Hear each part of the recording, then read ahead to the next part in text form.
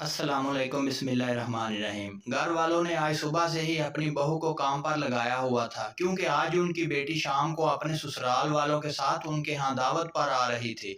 उसने शाम के वक्त यहाँ पर अपने ससुराल वालों के साथ आना था।